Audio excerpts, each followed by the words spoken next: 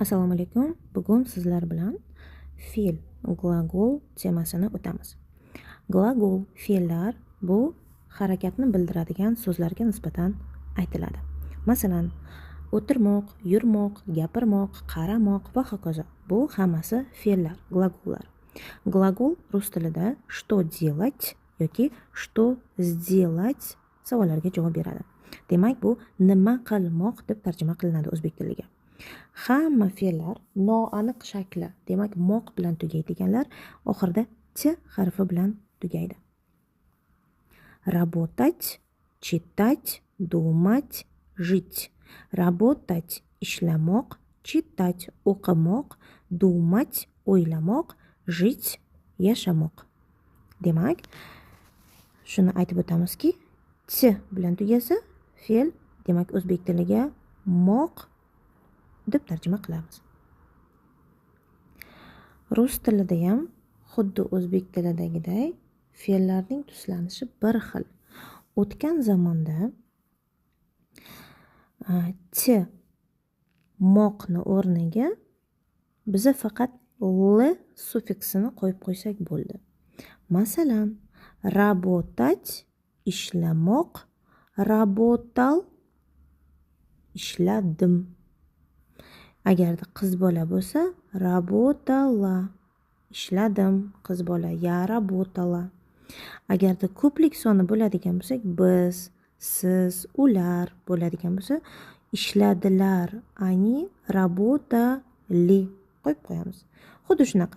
Жить yashamoq, жил yashadim, жила qiz bolaga nisbatan yashadim, жили biz, siz, ular. Они жили, мы жили, вы жили.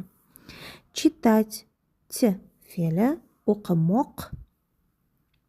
O'zgartiramiz. Читал o'g'il bola, читала qiz bola, читали biz, siz, ular. Думать o'qimoq, думал o'yladim, думала o'yladim qiz bola, думали o'yladilar biz, siz, ular. Endi hozirgi zamonni ko'rib o'tamiz. Hozirgi zamon qaysi savollarga javob beradi? Я что делаю? Ты что делаешь? Он что делает? Она что делает? Мы что делаем? Вы что делаете? Они что делают? Demak, bu yoqda hamma rus tilida shu narsa borki, savolini o'zida javob turadi ko'pincha. Demak, я что делаю? Bu yoqda окончанияsi yu bilan turibdi. Ты что делаешь? Ешь. Он что делает? Она что делает? Мы что делаем? Вы что делаете? Они что делают? Demak, bularni tuslash uchun men nima qilyapman, sen nima qilyapsan va hokazo. Ana shu moq t-ni olib tashlaymizda shu окончанияларni o'rniga qo'yib qo'ysak bas. Demak, boshladik. Работать. Я что делаю? Работаю.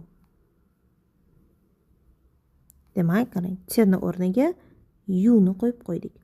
Ты что делаешь? Работаешь. Он что делает?